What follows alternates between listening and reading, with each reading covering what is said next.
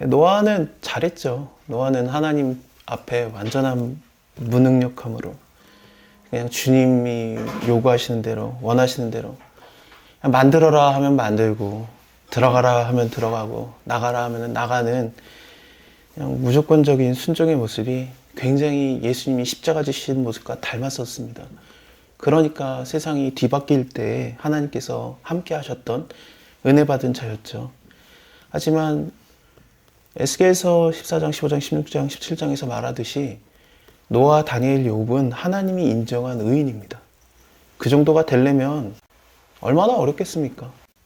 다니엘처럼 사자 입에 들어가야 되나, 욥처럼 밑도 끝도 없이 괴로움을 당해야 되나. 우리는 알아요. 우리는 욥기에서 사단과 하나님이 처음에 1장, 2장에서 대화한 내용을 아니까 욥아 버텨라, 끝까지 참아라 그런 마음이 있지만 욥은 몰랐어요.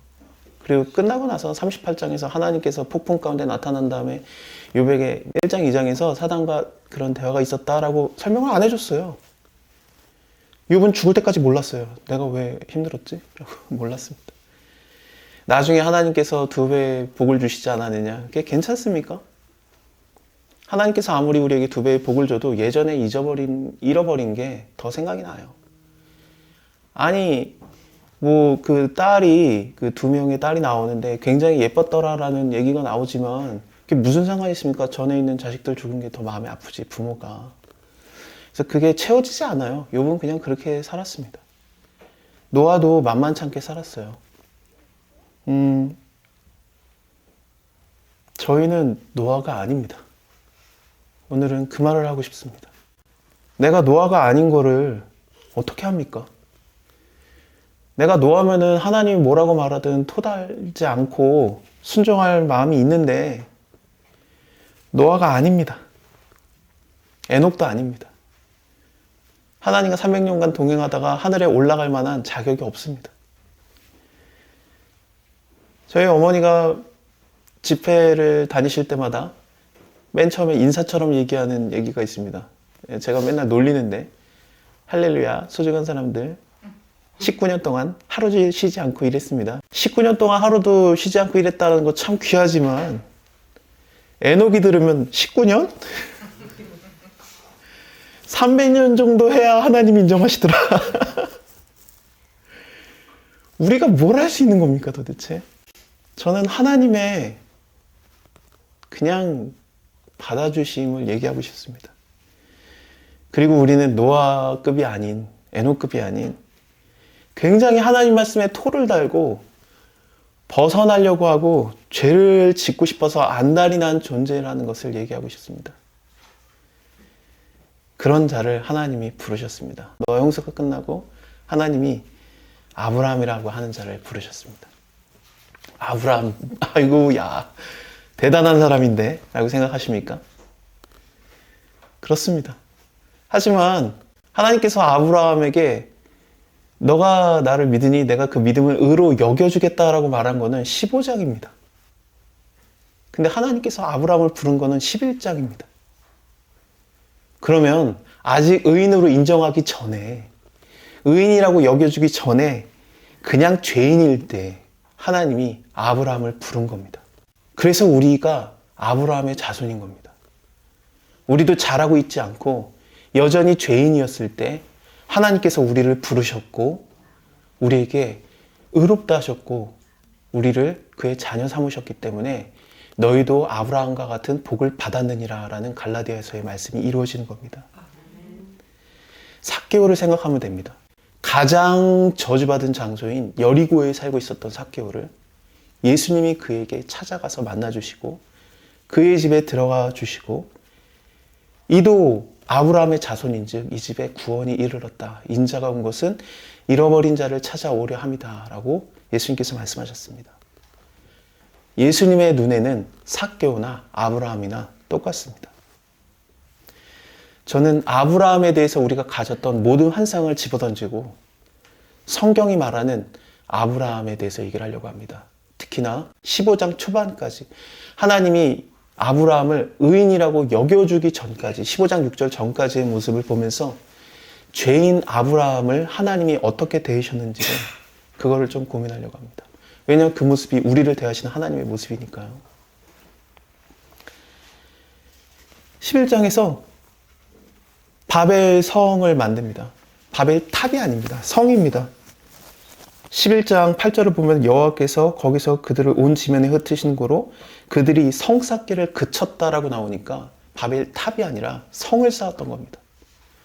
성은 창세기 초반부터 굉장히 하나님의 말씀을 못 믿는 상징으로 나옵니다. 하나님이 가인을 용서하시고 물론 떠나보내야 됐었고 저주가 그에게 임했지만 가인이 자기도 보복받을까 봐 두려워하고 있을 때 내가 너에게 표를 줘서 너를 죽이려고 하는 자에게 그거 복수를 면하게 하겠다. 너를 죽이는 자는 내가 벌을 7배나 더하겠다라고 하나님이 약속하셨지만 가인은 하나님의 보호하신다는 약속을 믿지 못하고 자기 스스로 자기의 힘으로 성을 쌓고 자기 스스로를 보호했습니다. 그게 바로 그 성이라는 것이 바로 뭐냐면은 내 자신을 보호하는 하나님의 말씀을 못 믿는 상징이 됩니다. 노아의 홍수가 끝난 다음에 하나님께서 그들을 더 이상은 물로 멸하지 않겠다라고 약속하시고 마음 먹으시고 그랬지만 이제 편만하게 지내라. 괜찮아. 내가 너희에게 그런 재앙은 다시는 일으키지 아니하리라. 하지만 사람들은 하나님의 말씀을 믿지 않고 자기 스스로가 모여 살면서 높게 성을 쌓았습니다. 마치 홍수가 일어나도 우리 여기 올라오면 괜찮겠지라는 의도로 쌓은 겁니다. 그리고 자기 스스로가 하나님처럼 이름을 높이려고 했습니다. 인간의 교만이 성을 쌓는 모습이 하나님의 말씀을 떠나서 하나님이 보호자라는 것을 믿지 않고 자기 스스로가 자기의 힘으로 나를 보호하겠다라는 마음으로 만드는 것이 성입니다. 그래서 성을 쌓을 때 하나님께서 얘네가 뭘 만드는 것 같긴 한데 뭔가 보이지는 않아서 인생들이 뭘 하긴 하는데 내려오셨습니다. 안 보여서. 5절에 여호와께서 인생들이 쌓는 성과 대를 보시려고 강림하셨더라. 하나님이 다 보시죠. 당연히 우리의 머리카락까지도 다 아시는 바 되신 하나님께서 성 쌓는 거 안 보이겠습니까? 근데 여기서는 의도적으로 인간이 아무리 하늘에 닿으려고 해도 하나님께서 보시기에는 너무 작아서 보이지도 않는다라는 그런 것을 좀 대조적으로 보여준 겁니다. 그리고 그 성을 쌓는 것을 멈추게 하셨습니다. 언어가 흩어지면서 더 이상 쌓는 게 불가능해졌고 원래 하나님의 말씀대로 편만하게 흩어져 사는 것을 하나님이 만드신 겁니다. 언어가 안 통하니까 흩어져 살겠죠. 이러다가 밑도 끝도 없이 셈족의 후에는 이러하다 그러면서 아브라함의 조상이 되는 셈족의 족보가 쭉 나옵니다. 노아가 셈에 대해서는 꽤나 축복의 말을 전해줬었습니다. 함의 아들 가나안은 저주를 받았지만 셈은 가장 많은 복을 받았는데 셈족에 대한 얘기가 나오다가 이들이 갈대아 우르에 있었다라는 얘기가 분명히 보여집니다. 갈대아 우르가 어디 있냐면요. 시날 평야 바로 옆에 있어요. 그 말은 뭐냐면은 바벨성 옆에 있습니다. 하나님께 가장 많이 복을 받았던 셈족이 하나님을 떠나서 하나님을 대적하는 상징이 되는 바벨성 근처에 살았다는 건 뭐냐면은 이들의 조상이 바벨성을 짓다가 하나님이 그래도 흩어지라고 했는데 거기서도 기어코 흩어지지 않고 버티고 있었던 가족을 얘기하고 있는 겁니다. 하나님을 대적했던 상징이 되는 바벨성 근처에 아브라함의 가족이 살고 있었습니다. 아브라함이 하나님 잘 믿으니까 하나님이 그를 뽑아본 걸까요? 그나마 싹수가 있네. 너 나 좀 믿겠다. 내가 너 뽑을게 라고 해가지고 뽑은 게 아닙니다. 아브라함의 가족은 바벨성 근처에 살고 있었던 기어코 거기에 붙어 있었던 가족입니다. 이사야서를 보면은 하나님께서는 그 가족을 데려오는 것을 하나님이 이런 표현을 씁니다. 내가 너를 갈대아 우르에서 떠왔다라는 얘기까지 하십니다. 너무 죄악에 있는 곳에 묻혀 살고 있으니까 거기서 떠와서 하나님의 언약 안으로 들어오게 했던 가족이 아브라함의 가족입니다. 어떤 마음의 감동이 있어서 오다가 데라가 아파서 그랬는지 모르겠지만 오다가 중간에 멈췄어요. 그러고 있을 때 하나님께서 도저히 안 오고 있는, 멈춰 있는 그 모습을 보면서 아브라함에게 극적으로 나타나서 하란에 머물고 있는 그에게 너는 그 집을 떠나서 내가 너에게 지시할 땅으로 가라 라고 하시면서 인도하신 겁니다. 그래서 왔어요. 아브라함이 하나님의 말씀을 쫓아서 왔지만 물론 그의 아들처럼 대했던 조카 롯도 같이 왔습니다. 롯의 아버지 하란이 죽었다라는 구절을 우리가 방금 읽었는데 하란이 빨리 죽었기 때문에 그의 아들 롯은 아버지가 없었고 아브라함은 자식이 없었기 때문에 조카 롯이 아들 같았었습니다. 그래서 서로가 가족처럼 의지하고 아브라함이 떠날 때 조카 롯도, 아들 같은 롯도 같이 왔습니다. 그리고 하나님께서는 복을 주십니다. 내가 너에게 복을 줘서 창대케 하겠다. 이거는 마치 새로운 시대가 열렸을 때 하나님께서 생육하고 번성하여 땅에 충만하라 그 단어랑 동일합니다. 내가 너를 통해서 새로운 시대를 열 거야. 그래서 너는 내 안에 들어와라 라는 걸 한 거죠. 마치 노아의 방주 안에 들어와야 됐던 것처럼 이제는 땅 안으로 들어오는 걸 얘기하십니다. 땅이 중요한 건 아닙니다. 근데 하나님께서는 아무것도 하나님에 대한 지식이 없는 아브라함에게 지금까지도 바벨성 근처에서 하나님을 대적하는 사람들과 살고 있었던 그 아브라함에게 자기의 언약으로 들어오는 걸 가리키려다 보니까 굉장히 수준이 낮게 가리켜야 됐습니다. 그래서 내 땅 안으로 들어와라 라고 가리킨 겁니다. 마치 방주 안으로 들어와야 되듯이. 이거는 점점 발전돼서 모세 때는 나의 말씀 안으로 들어와라. 그리고 예수님께서는 내 안에, 내가 너희 안에, 너가 내 안에 라면서 하나님과의 완전한 연합을 얘기하십니다. 근데 이때는 모세가 앞으로 400년 후에 태어날 거기 때문에 아무런 글자화된 성경이 없을 때였어요. 그래서 하나님에 대한 지식이 없어서 정말 초등교육으로 가르쳐야 됐기 때문에 내가 지시하는 땅으로 들어와라. 그게 내 언약 안으로, 내 약속 안으로 들어와라 라고 가르친 겁니다. 하나님 말씀을 쫓아서 들어와 봤더니 좋은 일이 있습니까? 없습니다. 하나님 말씀에 순종하면은 잘 돼야지. 하나님 말씀에 순종하면은 나 일이 잘 되고 형통해. 그렇습니까? 가보니까 기근이 있어요. 아니 말씀 순종해서 가면은 좋은 일이 있어야지 기근이 웬일입니까? 노아라면 상관 안 했을 거예요. 아이고 이렇게 죄악이 번성한 이 땅에서 죄악된 나를 부르셨는데 하나님이 기근이면 감사하지 홍수가 아닌 게 다행이지 하고 버텼을 텐데 노아처럼 무능력하지 않은 자기의 주장이 강렬한 아브라함은 안 되겠어요. 내가 뭔가 해결해야 되겠어. 애굽으로 갑니다. 하나님이 지시한 땅을 떠나서 애굽으로 가고 자기 아내를 팔아먹습니다. 권력 앞에 자기 아내를 남의 남자에게 팔아먹는 행위를 신학자들은 창녀를 팔아먹는 포주의 행위라고까지 죄를 취급합니다. 그것을 성경에서는 숨기지 않습니다. 아브라함은 죄인입니다. 죄의 모습을 그대로 보여줍니다. 하나님이 그래도 아브라함을 한 번에 버리지 않았습니다. 원래 아담 때 한 번에 아웃입니다. 근데 하나님께서는 새로운 세계를 시작하시려고 할 때 아브라함을 선택하시고 아유 너도 틀려먹었다. 내 말 하나를 못 지키는구나 라고 하지 않으시고 그를 보호하십니다. 그의 아내가 안 뺏깁니다. 누구한테 안 뺏긴 거냐면 초강대국이었던 애굽의 파라오한테 안 뺏긴 겁니다. 그때 당시에 파라오는 태양신의 아들로 섬겨졌습니다. 그래서 그 태양신이 원하면 누구든지 데려갈 수 있습니다. 남편이 있다. 죽여서 데려갑니다.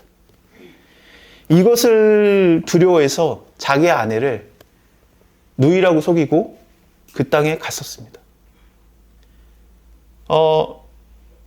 아브라함이 75세에 갔고 거의 10살 차이 나니까 사라가 65살인데 65살의 여인이 아름다울 수는 있습니다만 초강대국의 파라오가 뭐가 가시워서 그렇습니다. 이거는 그렇다 칩시다. 왜냐하면 이건 가능성이 있습니다. 아직까지 애를 안 낳았으니까 신학자들의 얘기입니다. 임신을 아직 안 했었기 때문에 몸매가 유지됐을 것이다 라든지 아니면은 셈족이었던 사라가 함족이었던 애굽 사람들의 눈에는 새롭고 신비롭게 보였을 것이다라고 여기고 있습니다. 그래서 진짜로 파라오의 신하들이 15절을 보면은 그의 신하들이 파라오 앞에서 막 진짜 예쁜 여자 봤다고 막 그 자랑을 하고 칭찬을 할 정도였습니다. 그래서 정말 예뻤나 보다. 예뻤을 겁니다. 얼마나 예뻤는지 앞으로 그 아기 낳기 전에 이삭을 낳기 전에 90살 거의 다 돼갈 때 한 번 더 아비멜렉 왕한테 뺏기죠. 그때도 이제 그 얘기는 나중에 하겠습니다. 하나님이 아브라함에게 복을 줘서 그의 아내가 안 뺏긴 것도 당연하고 죄 짓고 있는 아브라함에게 어마어마한 부를 허락하십니다. 아브라함이 부자입니다. 성경에서 부자라고 나오면은 그 급이 우리가 생각하는 부자랑 다릅니다. 여기에서 가장 부자여서 그 사람 부자다라고 말하는 것과 성경이 말하는 부자는 급이 다릅니다. 왕이 와서 두려워할 정도가 돼야 부자라는 단어가 사용됩니다.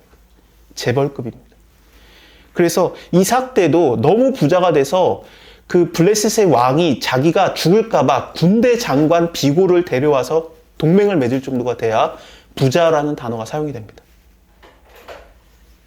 다른 자들에겐 부자라는 단어가 사용이 안 됩니다. 아브라함이 부를 얻습니다. 우리가 알지만 그의 재산을 지키는 사설 군대가 318명입니다. 그 부유함을 하나님이 언제 허락했냐? 하나님 말씀 잘 믿고 있을 때, 아버지의 말씀에 순종하고 있을 때, 하나님만 섬기고 있을 때가 아니라 하나님의 말씀을 버려서 떠났는데 부유함을 허락한 겁니다. 이게 진짜 믿기 어렵습니다. 아담은 모든 게 풍족했던 에덴 동산에서 하나님 말씀을 어겼으므로 한 번에 쫓겨났습니다. 근데 그거와 똑같은 죄를 지은 하나님 말씀을 버린 아브라함에게 하나님께서는 마치 에덴 동산의 불을 허락하는 것처럼 어마어마한 불을 그에게 선물로 줍니다. 뭐하라 그러면 그럴 줄 알았어. 내가 가난한 이유가 내가 하나님 잘 믿었나? 이럽니까? 근데 우리는 하나님 잘 믿으면 복 받는다라는 생각을 갖고 있는데 아브라함을 보니까 죄지니까 복 받네? 이게 뭐야? 하나님이 이걸로 15장에서 하나를 가리킵니다. 너가 애굽에서 괴로움 당하다가 나올 때 파라오에게 많은 선물을 받은 것처럼 너의 자식들도 애굽에서 살다가 많은 괴로움을 받다가 그들이 나올 때 큰 선물을 받고 나오게 하겠다라는 말씀을 하십니다. 여기서 아브라함에게 하나님이 부유케 하신 것은 그가 잘해서 주신 게 아니라 나중에 하나님이 아브라함에게 언약을 주시고 그걸 믿게 할 때 믿음의 그런 디딤돌을 주신 겁니다. 내가 당하는 일에서 내 죄 때문에 된 건지 아닌지 모르겠는데 뭔가 이상하고 특이한 일이 일어났다. 그러면 앞으로 하나님께서 뭔가 일을 이루실 때 이걸 통해서 어떤 큰 거를 이루실까라는 것을 믿을 수 있는 게 되는 겁니다. 마치 마리아가 내가 어떻게 남자도 알지 못하는데 임신을 합니까? 라고 물어봤을 때 네 친척 엘리사벳 있지? 나이가 많아서 이제는 더 이상 애를 못 가질 만큼 나이가 많은 그 여자 있지? 예루살렘 한번 가봐. 임신해 있다? 그럼 너 믿을 수 있어. 즉시 가잖아요, 마리아가. 그래서 엘리사벳에 가보니까 진짜로 임신해 있는 거예요. 그러면 나도 아니 저 언니도 임신 못하는 몸인데 임신이 됐다라면 난 임신할 수 없는 상황인데 나는 임신될 수 있겠구나. 그 믿음을 하나님이 주신 겁니다. 그래서 그런 믿을 수 있게 그런 작은 디딤돌 같은 걸 주시는 겁니다. 그래서 아브라함이 부자가 됐던 겁니다. 부자가 돼서 이제 왔는데 알아요, 이제 아브라함이. 하나님의 땅 떠나면 안 되는구나. 약속의 땅 떠나면 안 되는구나. 소유가 너무 많아요, 근데. 그래서 롯의 목자들과 아브라함의 목자들이 싸웁니다. 그것뿐만 아니라 성경에서는 한 가지를 더 얘기하는데 거기에 가나안 사람, 브리스 사람들도 그 땅에 같이 거하고 있었기 때문에 너무 사람이 많아요. 그래서 이거 목축은 많고 여기에 땅에 풀은 한정돼 있고 아브라함이 아직 죄인이기 때문에 굉장히 이기적인 말을 합니다. 롯에게 이렇게 말합니다. 너가 떠나라. 네가 떠나면 좌하면 나는 우하고 네가 우하면 내가 좌하리라. 그러면서 떠나게 합니다. 굉장히 이기적이죠. 그때 롯이 하나님의 언약을 알기 때문에 또 애굽에서 하나님 보호하는 걸 알았잖아요. 그래서 아유 그러면 안 되죠. 우리가 약속에 거해야죠. 우리 같이 여기서 힘들어도 같이 살아요라고 말해야 되는데 눈을 들어서 세상을 봅니다. 그랬더니 소돔과 고모라 쪽이 너무 아름다워요. 눈을 들어봤더니 물이 넉넉하고 소알까지 충분하게 적셨습니다. 이 소알은 나중에 롯이 소돔과 고모라 멸망해서 도망갈 때 그래도 들어갔던 게 소알 성입니다. 그 말은 뭐냐면은 기어코 약속의 땅 가나안 땅으로 다시 안 돌아온 겁니다. 아주 거기가 너무 괜찮아 보여요. 보니까 여호와의 동산 같고 애굽 땅과 같아가지고 그들이 아무리 하나님한테 악을 행하는 자였고 큰 죄인이었더라라고 나오지만 뭐 상관 안 해. 괜찮네. 하나님 말씀 지키는 것보다 현실적인 게 옳지라고 방법을 쫓아갑니다. 그리고 갔습니다. 아브라함은 이기적이고 아직 죄인이기 때문에 약속대로 안 했습니다. 일단 롯이 떠난 다음에 롯이 아브라함을 떠난 다음에 여호와께서 아브라함에게 말해줍니다. 너는 눈을 들어서 너가 있는 곳에 동서남북을 바라봐라 라고 하시면서 하나님께서 아브라함에게 땅을 허락하십니다. 아브라함이 롯이 좌하면 나는 우하고 우하면 좌하겠다라고 했는데 그냥 아브라함은 그 땅에 거했어요. 안 갔어요.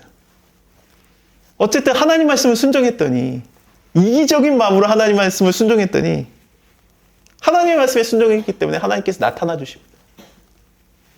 하나님이 나타나서 너가 나의 말씀을 지키느라고 좋은 땅 가는 거 포기했어? 그러면 내가 너한테 어떻게 해줄 될까? 땅 줄게. 동서남북 봐. 보는 땅 내가 다 줄게. 그리고 종행으로 행하라. 네가 마음껏 걸어. 네가 밟는 땅 내가 다 줄게. 아브라함이 그 말을 듣는 즉시 헤브론에 갑니다. 거기서 마므레 숲풀에서 거합니다.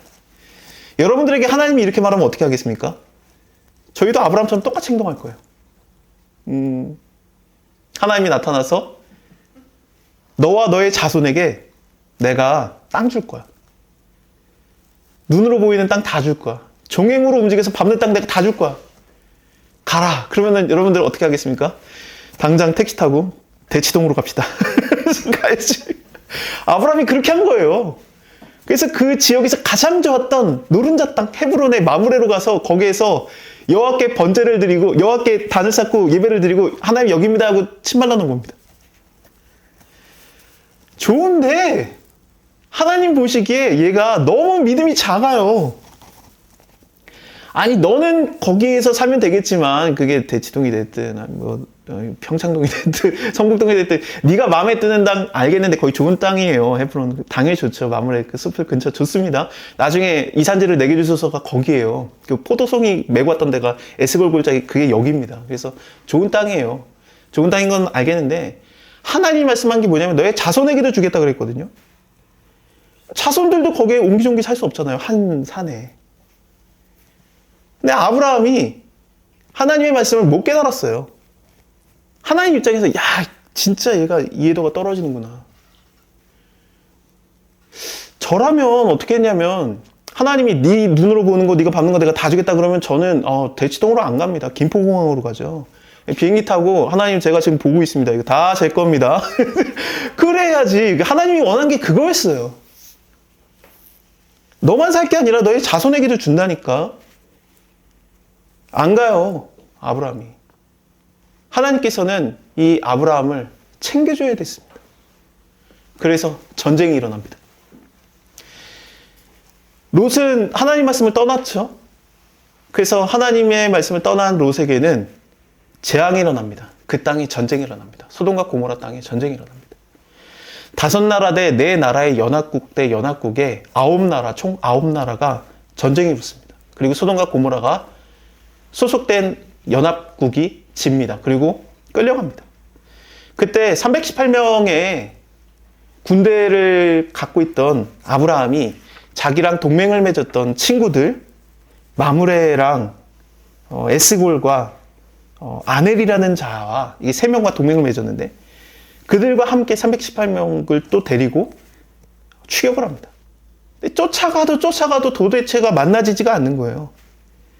그러다가 겨우 쫓아가서 만난 곳이 어디냐? 단입니다. 단까지 쫓아가서라고 나옵니다. 이스라엘은 단에서 브엘세바까지라고 말합니다. 우리나라로 따지면 한라에서 백두까지 그런 개념입니다. 하나님이 아브라함에게 네가 보는 땅, 네가 밟는 땅 다 주겠다 그랬는데 얘가 안 가니까 하나님께서 그가 눈으로 보고 밟게 하려고 조카 롯이 사로잡혀 가게 하고 그를 쫓아갈 마음을 주신 겁니다.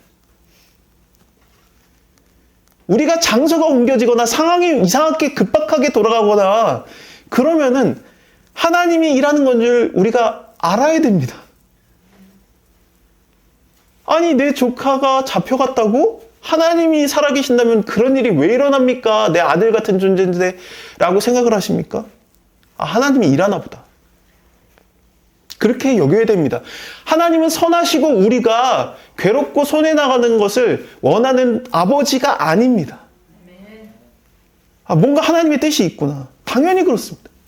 단에서 브엘세바까지 하나님이 땅을 줘야 되니까 어쩔 수 없이 아브라함이 움직이게 만든 겁니다.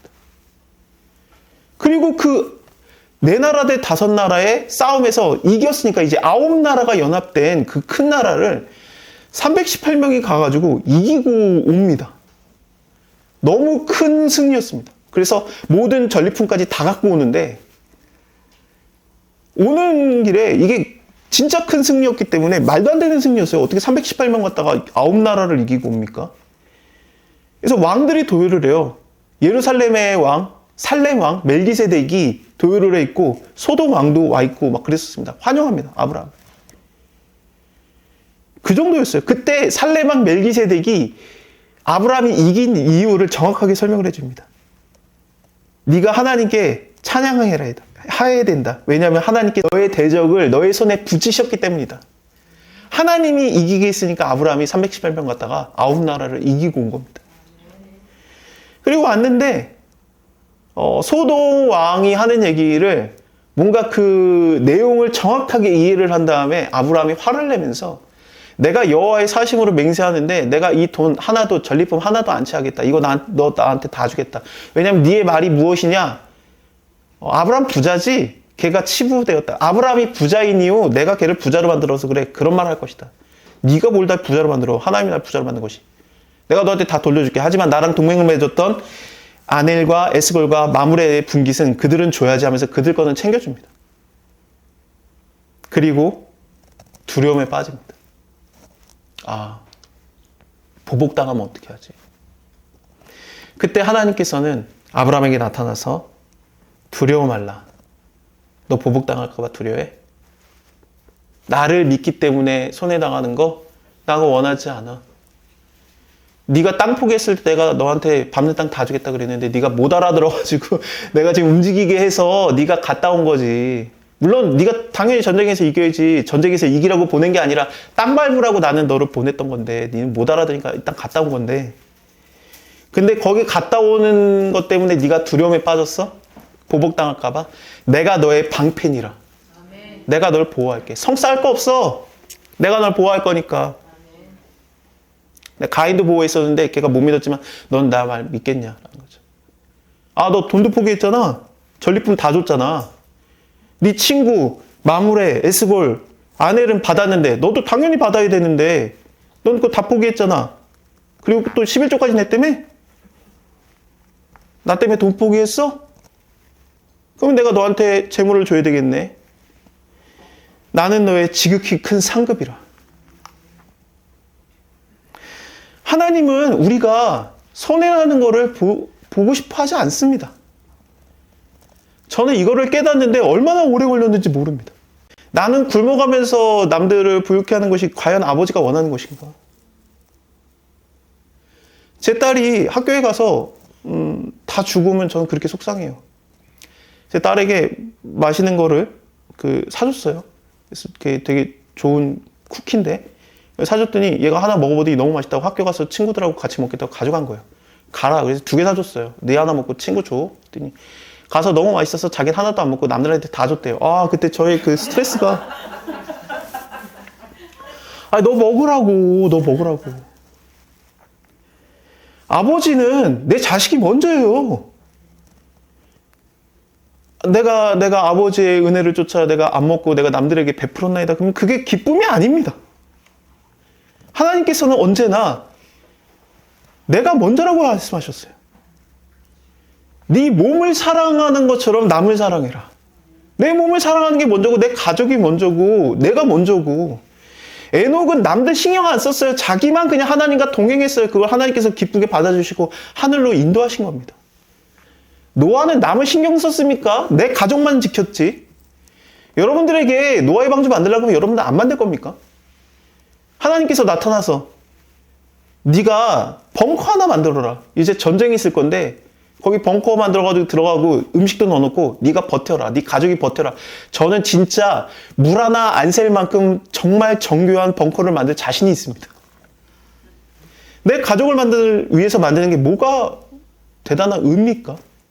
근데 하나님께서는 그거를 의로 여겨주셨어요. 아까 아브라함이 조카 롯을 쫓아보내고 자기만 하나님께 복받겠다라는 마음이 괜찮아요. 왜냐하면 아들이니까. 제가 자식을 낳아보니까 이제서야 깨닫습니다. 소자 이제서야. 하나님께 사랑받겠다고 질투하고 징징대고 그러는 것은 하나님께서 아버지께서 기뻐하시는 것입니다. 이거에 대해서 수두룩하게 나올 거잖아요. 야곱 얘기 우리가 알지 않습니까? 내가 더 복받겠다고 난리치는 게 뭐가 문제입니까? 요셉도 그렇고. 예수님께서도 말하신 게 이제부터는 천국은 침노하는 자의 것이다. 침노가 강도짓을 하는 자의 것이에요. 내가 쳐들어가라는 얘기예요. 하나님 날 좀 더 사랑해줘야 되는 거 아니에요? 쳐들어가는 게 옳은 겁니다. 근데 다 좋은데 아브라함 입장에서는 딱 봐도 뭐예요? 보호해주면 뭐해? 이제 살 만큼 살았고 죽어도 별로 문제 없고 괜찮고 나이도 많고. 주여 내가 무엇을 받습니까? 내게 무엇을 주시려나이까? 하나님이 나의 방패가 되어주시고 하나님이 큰 상급이라는 거 내가 알겠는데 주여 나에게 무엇을 주시려나이까? 자식도 없는데. 내 기준에 내 생각에 내 방법으로는 얘 종으로 했던 다메섹 엘리에셀 얘가 내 양자가 돼서 얘가 받으면 되겠네. 하나님 이렇게 해 주시옵소서 하라고 기도를 한 거예요.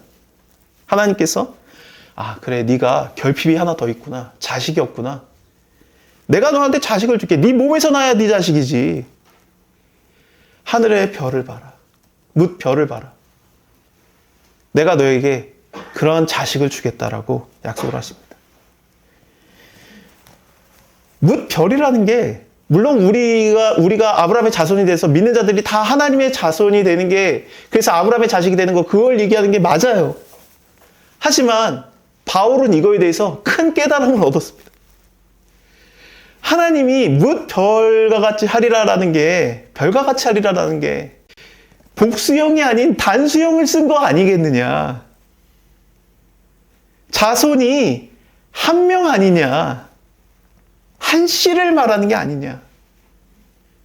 수많은 아브라함의 자손들을 얘기하는 게 아니라 아브라함의 자손에서 한 씨, 한 별, 예수 그리스도가 나온다는 얘기를 한 겁니다. 너무 큰 사이즈라 우리가 이해를 못해요. 하나님의 사이즈가. 하나님께서 나에게 베푸시는 게 너무 커가지고 내 눈으로 볼 때는 하나님 내가 하나님을 믿는데 왜 기근이 일어나요? 하나님 믿는데 왜 내 조카가 사로잡혀 가요? 주여 내가 어쨌든 데리고 오긴 했는데 주님이 도와주셔서 감사한데 보복당할까봐 무서워요 라고 하는 우리의 모습이 이게 단데 하나님께서는 너무 큰 사이즈의 복을 준비해 놓으셔가지고 우리를 챙겨주고 있는 겁니다. 땅? 아유 얘가 더 밟아야 되는데 갔다 와. 상황을 만드시고 너의 자손 그게 결핍이야. 예수 그리스도가 너에게서 나올 것이다. 하나님께 결핍이 돼 있습니까? 하나님의 자녀인데 결핍이 돼 있습니까? 하나님 저는 왜 이렇게 뭐가 없어요? 라는 생각을 가지십니까? 아브라함에게 베푸셨던 하나님을 생각한다면 여러분들 솔직히 땡 잡은 겁니다. 제 와이프가 상담사입니다. 전문 상담사입니다. 저에 대해서 상담을 해준 다음에 깊은 한숨을 내신 적이 있습니다. 수많은 결핍이 발견됐습니다. 누구보다 불쌍하게 살았던 갑자기 울컥하네. 예, 신발을 주워 신던 누구보다 결핍이 많았던 저의 삶이 아브라함의 말씀을 아는 저에게는 너무 은혜라는 걸 알게 되었습니다. 하나님한테 즉시 기도했습니다. 하나님, 제가 결핍이 굉장히 많습니다. 주님이 저의 상급이셔야 되고, 집도 없네. 주님이 저의 집이시고, 땅, 주님이 저의 분깃이 되셔야 되고, 건강, 주님이 저의 생명이 되셔야 되고, 저의 방패, 피난처, 반석, 하나님이 저한테 대줘야 될 게 너무 많아요. 하나님 아버지는 그 이기적인 기도를 기뻐하십니다. 하나님 앞에 결핍된 그대로를 들고 억울하다고 하지 말고 이제 하나님이 채워달라는 땡깡을 부리는 아브라함의 자손이 되시기를 주님의 이름으로 소원합니다.